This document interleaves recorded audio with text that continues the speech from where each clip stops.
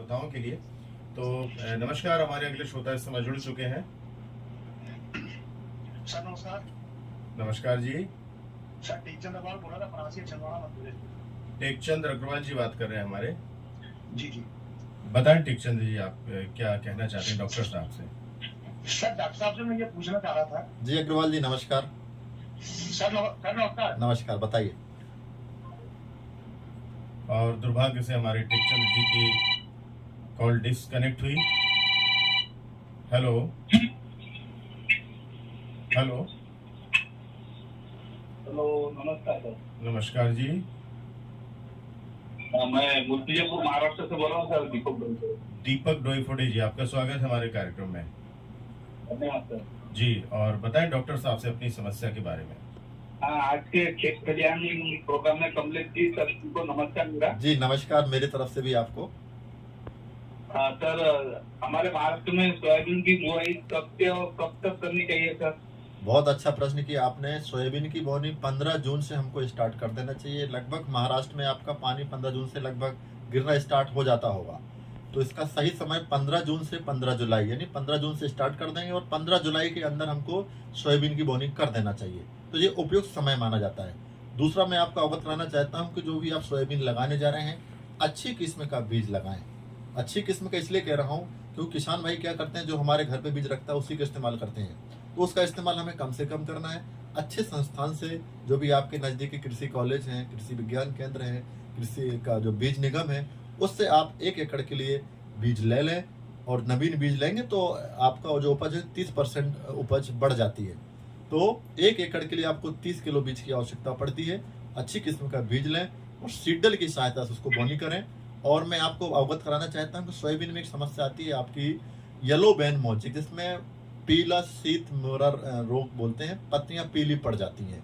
आप जानते भी होंगे, लगता है इसमें बीमारी जानते हैं ना?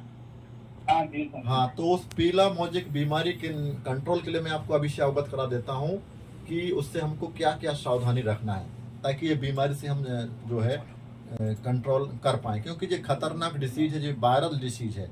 तो जैसे ही शुरुआत अवस्था में हमारे सोयाबीन के 1 से 2 पौधे पीले दिखाई देने लगे, तो तत्काल उनको वहां से जड़ सहित उखाड़ करके जमीन के अंदर गाड़ देना है या जला देना है, क्योंकि ये इन्फेक्शन पहुंचाएगा। और जो कैसे फैलता है ये बता देता हूं मैं। जो पीला मोजिक जो बीमारी है, आपका सफेद मक्खी बिल्कुल बारीक होती है, उसके माध्यम से ये बीमारी ट्रांसफर होती है। सफेद मक्खी पूरे खेत में बीज के माध्यम से आता कि वो? हाँ जी, वो बीज में रहता था, उसका बीज रहता है आज तक बीज में मैं बताना चाहूँ, पहले ये मेरी पूरी बात हो जाए। तो हमको करना क्या है कि जैसे ही 1 से 2 पौधे आपके पीले दिखाई दे, उसको उखाड़ करके जमीन में गाड़ दें या जला दें, क्योंकि जो बीमारी फैलाने वाला जो वेक्टर है, जैसे हमको मलेरिया होता है मच्छर काटने से होता है, जानकारी आपको है। इसी प्रकार से जो पीला मोजिक बीमारी है, वो फैलाने वाला जो कीट है वो सफेद मक्खी होती है। ये खतरनाक कीट होता है और इसकी संख्या लाखों करोड़ों में होती है खेत में। यदि हमारे खेत में 1 पौधा पीला पड़ गया तो पूरे आपके गांव के, पूरे शहर के पौधों को पीला कर सकता है। तो प्राथमिक ट्रीटमेंट यही है कि उसका शुरुआत अवस्था में जैसे ही पौधा पीला दिखाई दे, उसको उखाड़ कर जमीन में गाड़ दें, जला दें। इसके तत्काल हम दवा का स्प्रे कर लें। इसके लिए दवाई का नाम आप लिख लीजिए। दवाई का नाम है प्रोफेक्स सुपर। प्रोफेक्स सुपर बाजार में प्रोफेक्स सुपर के नाम से आती है। इसमें 2 केमिकल रहते हैं, प्रोफेनोफास, दूसरा साइपरमेथ्रिन। तो इससे यदि इल्ली लगेगी तो इल्ली भी नष्ट हो जाएगी। यदि आपका सफेद मक्खी आएगी तो साइपरमेथ्रिन का वो भी नष्ट हो जाएगी। इसका जो डोज है, इसके जो दवा का मात्रा है 30 ml एक स्प्रे पंप जो 15 लीटर का होता है उसमें मिलाना है और 1 एकड़ में कम से कम 8 से 10 टन की दवा का छिड़काव करना है। आप क्या कह रहे थे, आप बताइए आप। वो कौन से माध्यम से फैल जाता है खेत में? फैलने का हाँ, कैसे क्या फैल जाते हैं? ये सफेद मक्खी, आप जैसे खेत के अंदर जाएंगे तो उसके अंदर घुसेंगे तो सफेद सफेद बिल्कुल माहू जैसा होता है। माहू देखते हैं, माहू तो थोड़ा बड़ा होता है, वो सफेद एकदम भुनभुना छोटी मक्खी होती है, बहुत तीव्र गति से ऊपर की ओर उड़ने लगती हैं, उसके कारण फैलता है। तो उसका हमको और एक सवाल है सर, बागायत खेती के लिए कौन से अरहर का बीज लगाना चाहिए जिससे अच्छा उत्पादन है? क्या लगाना चाहते हैं? ये बागायत खेती के लिए हर जो अरहर, तुअर तुअर, जी जी। हाँ, उसका कौन सा बीज अच्छा लगेगा सर बागायत खेती के लिए? हाँ, तो तुअर के लिए भी हमारा 1 एकड़ में लगभग आपका 6 किलो बीज लगता है। और इसके लिए हमको प्रयास करना है कि जो भी आपके नज़दीकी कृषि विज्ञान केंद्र है या कृषि कॉलेज है या बीज निगम है, वहाँ पर संपर्क करके, है ना, तो UPAS 120 उपास 120 करके वैरायटी आती है, बहुत अच्छी वैरायटी है। और ये आपका 120 दिन की है ना। यदि ये मिल जाएगी तो UPAS उपास 120 120, ये 120 दिन में हो जाती है, बहुत अच्छी किस्म है। और प्रयास करें कि आप प्रयास करेंगे नज़दीकी कृषि विज्ञान केंद्र में या बीज निगम में, तो वहाँ आपको मिल भी सकता है। तो नया बीज लगाएं, मेरा यही सुझाव है आपसे। नया बीज लगाएंगे तो आपका उत्पादन अधिक होगा, और उत्पादन होगा तो आपकी आमदनी भी बढ़ेगी। बहुत बहुत शुक्रिया, धन्यवाद। तो दीपक जी हमारे इस समय जुड़े हुए थे, उनकी समस्या का निदान हमारे डॉक्टर साहब ने किया। डॉक्टर साहब एक बार नंबर आप साझा फिर से कर दें। जी, मेरा नंबर है 9893627815 जी, और ये नंबर हमारे ग्रुप पर भी पहुंच चुका है, तो सभी श्रोता इस नंबर के माध्यम से डॉक्टर साहब से बात कर सकते हैं। अगले हमारे रेडियो कॉलर जुड़ चुके, उनसे बातें दुर्भाग्य से उनका कॉल कट चुका है, और देखते हैं फिर उनका कॉल आता है। तो डॉक्टर साहब जो हम बात कर रहे थे अभी,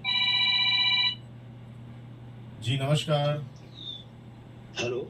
हाँ जी नमस्कार सर नमस्कार। हाँ टेकचंद जी नमस्कार, आपका कॉल कट गया था पहले। जी बताएं। जी सर। जी बताएं। जी सर, मैं डॉक्टर साहब से ये पूछना चाह रहा था। जी बताइए।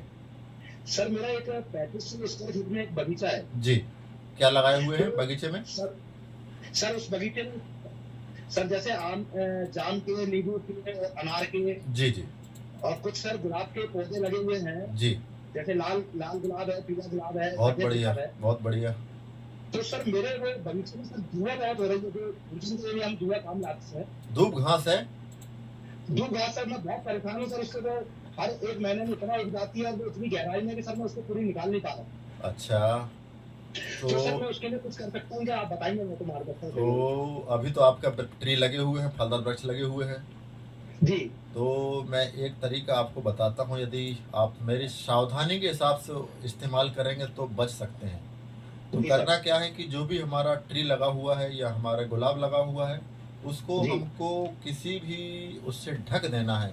चाहे आपका कोई बैग हो, चाहे पॉलीथीन हो, क्योंकि वो जो मैं दवा बताने जा रहा हूँ, ये दवा आपका थोड़ा सा तेज रहती है। क्या रहती है? जी। तेज। तेज रहती है। तो मैं आपको जो दवा बताने जा रहा हूँ उसका नाम है पेंडामिथिलीन। क्या नाम है? पेंडामिथिलीन। पेंडा, PENDAMETHELENE, पेंडामिथिलीन, है ना, पेंडामिथिलीन। लेकिन ध्यान रखें कि ये हमारे किसी भी फलदार वृक्ष की पत्ती पर ना छू जाए, ना हमारे जी। गुलाब के फूल पर छू जाए। यदि उस पर टच कर देगा तो आपके वो उनको भी नष्ट कर देगा। सर इसका छिड़काव का तरीका तो बताइए। तरीका यही है कि हमको उसको पॉलिथीन से ढक देना है, ताकि हमारा जो दवाई है वो नीचे जमीन में ही जाना चाहिए। किस में जाना चाहिए? धूप घास में जाना चाहिए। लिक्विड में है। एक स्प्रे पंप में आपको 40 ml का घोल बनाना है, यानी 15 लीटर की टंकी में, और उसका छिड़काव करना है। और प्रयास करें यदि आप नए तरीके से आप फिर से सब्जी लगाने जा रहे हैं या फूल लगाने जा रहे हैं, तो उसके लगाने के पहले एक दिन पहले इसी दवाई को 50 ml का घोल बनाएंगे एक टंकी में, और उसको 1 एकड़ में कम से कम 8 से 10 टन की दवा का छिड़काव कर देंगे। और क्यारी बनाएंगे तो दवा छिड़कने के बाद तत्काल पानी लगा देंगे।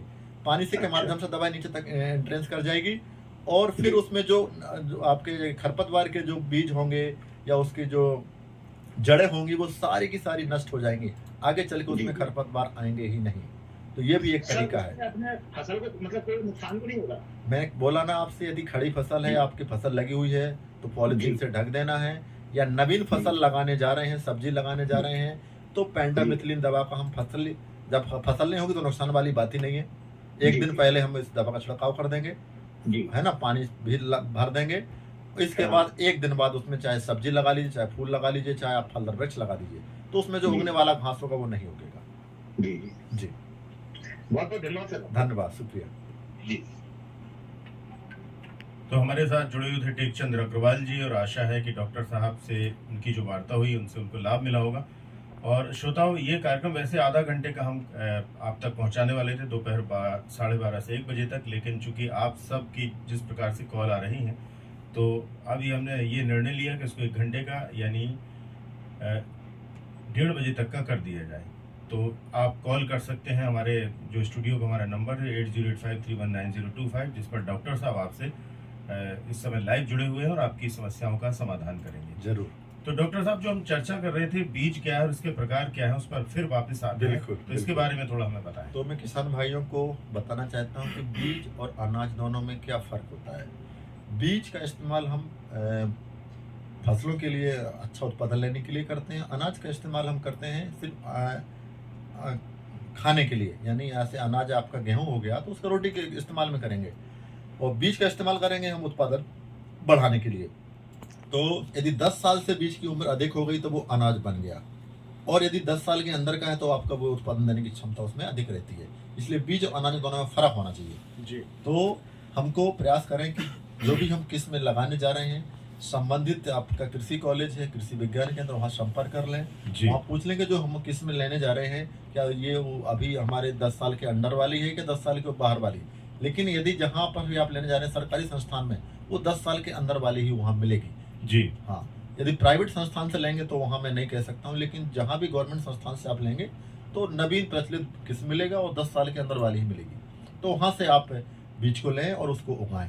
तो बीज कितने प्रकार के होते हैं? 4 प्रकार के होते हैं। पहला होता है न्यूक्लियस सीड, जिसको केंद्रीय बीज कहते हैं। दूसरा होता है ब्रीडर सीड, जिसको प्रजनक बीज कहते हैं। तीसरा होता है आपका फाउंडेशन सीड, जिसको आधार बीज कहते हैं। चौथा होता है सर्टिफाइड सीड, जिसको प्रमाणित बीज कहते हैं। जी। तो न्यूक्लियस सीड, केंद्रीय बीज, ब्रीडर सीड, प्रजनक बीज, इसको साइंटिस्ट जो होते हैं, जो प्रोफेसर होते हैं, उनको उगाने के लिए मिलता है। जी। तीसरा होता है फाउंडेशन सीड और प्रमाणित बीज, सर्टिफाइड सीड। इसका प्रयोग बीज निगम है, राष्ट्रीय बीज निगम है, कृषि कॉलेज है, कृषि विज्ञान केंद्र है, इनको उगाने को मिलते हैं। जब 4 श्रेणी का बीज 4थी श्रेणी का प्रमाणित हो गया, फिर किसानों को डेमोन्स्ट्रेशन के लिए, प्रदर्शन के लिए वितरण किया जाता है। जी। तो हमको ये जानना बहुत जरूरी है कि आखिर जो, और मैं एक और बताना चाहता हूँ कि इसमें जो भी आप बीज खरीदने जा रहे हैं उसमें टैग लगा होता है। यदि आप प्रजनक बीज लेंगे तो उसका टैग गोल्डन होगा, जी। येलो कलर का होगा। आधार बीज लेंगे तो उसका टैग आपका सफेद होगा, जी, है ना, बैग के ऊपर चिपका रहेगा। प्रमाणित बीज लेंगे तो उसका टैग ग्रीन होगा। जी। तो टैग के आधार पर ही हम बीज की पहचान कर सकते हैं। बहुत अच्छी जानकारी डॉक्टर साहब आपने दी। और दोस्तों, खेत खलिहान कार्यक्रम जो हमारा दोपहर 12:30 बजे से आता है, इसमें आज हमारे साथ हमारे मेहमान हैं कृषि विज्ञान केंद्र नौगांव के साइंटिस्ट डॉक्टर कमलेश अहरवार जी, और जो आज अपना अमूल्य समय देकर हम किसान भाइयों को लाभान्वित कर रहे हैं अपने अनुभव से, अपने सुझाव से, मार्गदर्शन से। और अभी हमारे साथ कॉलर जो पहले जुड़े हुए थे, उनसे डॉक्टर साहब की सीधी वार्ता हुई। हमारे जो नंबर है 8085319025 यानी 8085309025 के माध्यम से। तो यदि आप भी इस लाइव कार्यक्रम में जुड़ना चाहते हैं तो इस नंबर पर आप कॉल कर सकते हैं और डॉक्टर साहब से बातें कर सकते हैं। और आप सबकी जो भावनाओं को देखते हुए ये कार्यक्रम पहले आधा घंटे का था, अभी इसको हमने 1 घंटे का अभी आज का कार्यक्रम कर दिया है, यानी 1:30 बजे तक और हम इस कार्यक्रम में आपके साथ रहेंगे। फिर आगे हमारे जो कार्यक्रम है वो यथावत चलेंगे। तो डॉक्टर साहब, आपने बताया बीज क्या है और इसके प्रकार क्या है जी। और एक और शब्द हम सुनते हैं, बीज उपचार। बहुत बढ़िया, अच्छा प्रश्न किया आपने। तो ये बीज उपचार क्या है और क्यों जरूरी जी है? जी। तो मैं सभी देश के किसान भाइयों को अवगत कराना चाहता हूँ, जैसे ही हमारा शिशु जन्म लेता है जी। उसको हम टीका लगवाते हैं, टीका लगवाने, बिल्कुल है ना। टीका क्यों लगवाते हैं? वो बीमार तो रहता नहीं है। टीका इसलिए लगाते हैं ताकि उसको आगे चल के भविष्य में कोई बीमारी ना लग जाए। तो अब बीज की बात करते हैं। जी। बीज उपचार करना भी हमारे एक प्रकार का टीका है, टीका है। क्योंकि बीज में जो बीमारियां फैलती हैं, फसलों में जो बीमारियां फैलती हैं, वो बीज से ही फैलती हैं। जी। यदि हम बीज को टेस्ट करेंगे, माइक्रोस्कोप से देखेंगे, सूक्ष्म फंगस उसमें चिपके रहते हैं। जी। तो जैसे ही हमने खेत में बोनी कर दिया, उसका अंकुरण हुआ, पौधे का निर्माण हो गया, पत्तियां बन गया, तो उसके लक्षण पत्तियों पे दिखाई देने लगते हैं। जी। पत्तियों में जितने धब्बे दिखाई देंगे वो समझ लो फंगस से हुआ है, जी। फफूंद से हुआ है।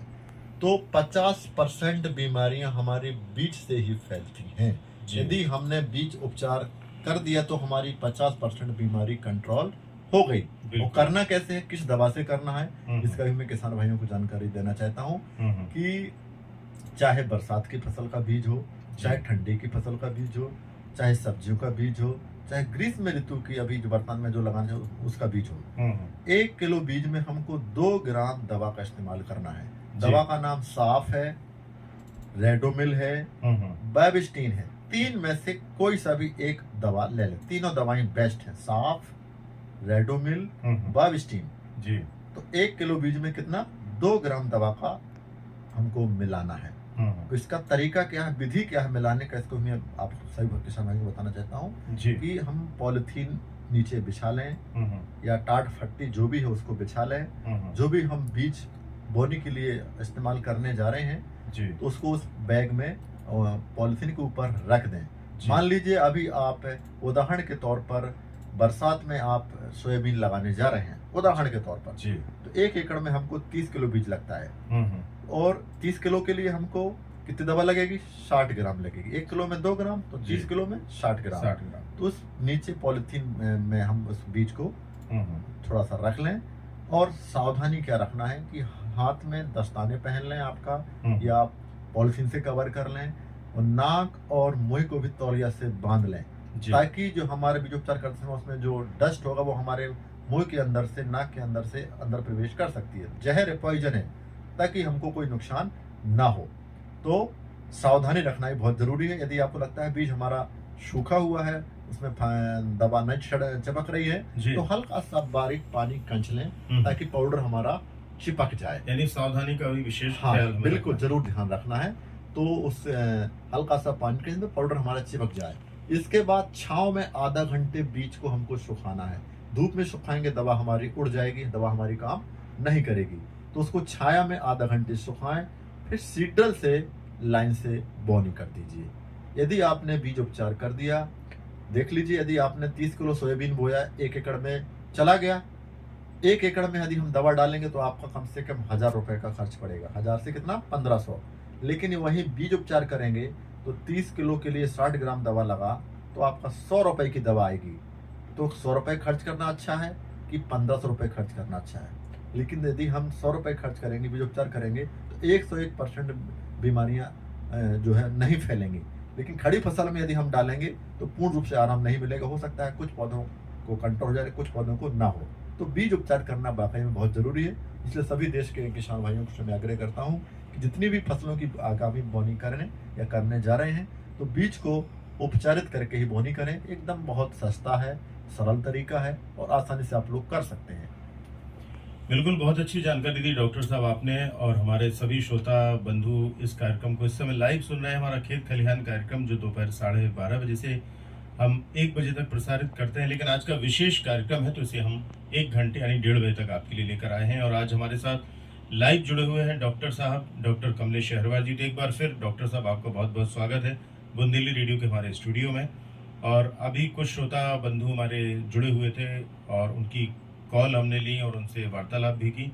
तो जो श्रोता अपनी समस्याओं का समाधान चाहते हैं, डॉक्टर साहब से कुछ बातें करना चाहते हैं, तो हमारे स्टूडियो के नंबर 8085319025 यानी 8085309025 पर कॉल करके जरूर कॉल करें। हम अभी जुड़े हुए हैं, बिल्कुल सीधा हमारे इस कार्यक्रम से जुड़ सकते हैं। तो डॉक्टर साहब, अब चूंकि धीमे धीमे कार्यक्रम हमारे अंतिम दौर में पहुंच रहा है, जी। तो इससे पहले अगली हम वार्ता आपसे करें। हमारे एक और कॉलर इस समय जुड़ने वाले हैं, उनसे बात कर लेते हैं। जी नमस्कार। नमस्ते सर। नमस्ते जी, नमस्कार कहाँ से बात जी। कर रहे हैं? जी, हम ग्राम परियोनिया, जिला जालौन से सत्येंद्र कुमार चंसोलिया। सत्येंद्र कुमार चंसोलिया जी हमारे साथ जुड़े हुए हैं। जी बहुत बहुत आपका स्वागत है हमारे इस कार्यक्रम में। और जैसा कि आप स्वागत तो हम आपका करते हैं, आपका धन्यवाद, आपका शुक्रिया अदा करते हैं कि आपने फोन रिसीव कर लिया और हमारी आपसे बात हो गई, जो काफी समय से एक मन में तमन्ना थी। जी, लेकिन आपको आज जानकारी होगी, विशेष कार्यक्रम है हमारा। डॉक्टर साहब हमारे जो कृषि वैज्ञानिक हैं हमारे साथ इस कार्यक्रम में जुड़े हुए हैं। तो आपका कृषि संबंधित यदि कोई सवाल हो तो आप हमारे डॉक्टर साहब से कर सकते हैं। हम उनसे अगर ये बात आपने अच्छी कही, एक बात अपनी पूछेंगे कि जो हमारी उसमें मूंग में जी पत्ती क्या है कि उसमें मतलब शायद दिखाई तो देता नहीं है, हाँ जी, पर पत्ती में छेद से हो रहे हैं। बहुत बढ़िया, आपने अच्छा प्रश्न किया है। पत्तियों में तो यदि ये जबकि हमने पानी भी उसमें लगाया। कोई बात नहीं, मैं आपकी समस्या को अभी सॉल्व कर देता हूँ। मैं समझ गया हूँ कि उसमें समस्या क्या है। तो मूंग की फसल में आपकी पत्ती में छेद दिख रहे हैं, कटी फटी दिख रही है, तो स्वाभाविक रूप से हाँ। किसी न किसी कीड़े ने उसको खाया होगा। वो इल्ली भी हो हाँ। सकती है या कोई कीट भी हो सकता है। तो हाँ। वो इल्ली होगी, क्योंकि पत्ती काटने का काम इल्ली ही करती है। तो उसके निदान के लिए आपको क्या करना है, इसको देरी मत करिएगा, क्योंकि मैं थोड़ा बताओ। अवगत कराना चाहता हूँ कि एक इल्ली आगे चल के तितली बन जाती है, और तितली अपने कम से कम 250 से 300 अंडे देती है ना। तो आगे चल के उसकी अच्छा। संख्या कितनी तेजी से बढ़ेगी, इसका पैमाना आप अनुमान नहीं लगा सकते हैं। नहीं लगा पाएंगे, तो बहुत तेजी इसलिए से बढ़ती है जी इस जी बात जी, पे। तो अपन को करना क्या है कि इसके लिए दवाई आप लिख लें, प्रोफेनोफास। बाजार में प्रोफेक्स सुपर के नाम से आती है। सर की दवाई दे के थोड़ा बोल देना। जी, प्रोफेक्स सुपर। अच्छा। प्रोफेक्स सुपर बहुत अच्छी दवाई है। इसमें प्रोफेनोफास, साइपरमेथ्रिन दोनों दवा का कॉम्बिनेशन है। रस चूसने वाले कीड़े भी नष्ट होंगे, पत्ती को काटने वाले कीड़े भी नष्ट होंगे। ध्यान ये रखना है कि एक स्प्रे पंप जो हमारी टंकी होती है उसमें 30 ml दवा का घोल बनाना है, और 1 एकड़ में अच्छा। कम से कम 8 से 10 टन की दवा का छिड़काव करना है। एक में और आपको थोड़ा सा सावधानी बताना चाहता हूँ, जब भी आप दवा का छिड़काव करें शाम के समय करें, क्योंकि अभी तापमान हमारा बहुत तेज है। प्रयास करें कि दिन में पानी लगा दें, शाम के समय हम दवा का छिड़काव करें, और खाली पेट दवा छिड़काव नहीं करना। कुछ खाने पीने के बाद ही हमको छिड़काव करना है, क्योंकि ये पॉइजन है ना, हमारे बॉडी को नुकसान कर सकता है। और प्रयास करें कि नहीं, वो बात तो है, वो हाथों को फिर अच्छी तरह साबुन जी। से और तमाम प्रकार से अच्छी तरह सैनिटाइज कर लें। तो मेरा ये बताने का जो है मेरा फर्ज है कि आपकी बात डॉक्टर साहब, एक बात और पूछेंगे जी चीजें मिलती जी जी बताइए। कि कुछ जैसे जो हम लोग कंडे बनाते हैं, पर जो उसकी राख हो जाती है, तो जी। उस राख को फेंकना भी क्या कारगर सिद्ध होगा? देखिए, चाहे लकड़ी से राख बने, चाहे कंडे से राख बने, चाहे पत्ती से बने, राख हमारे हाँ। किसी काम की नहीं है। ना वो पौष्टिक है, अच्छा। ना उसमें कुछ हो सकता है।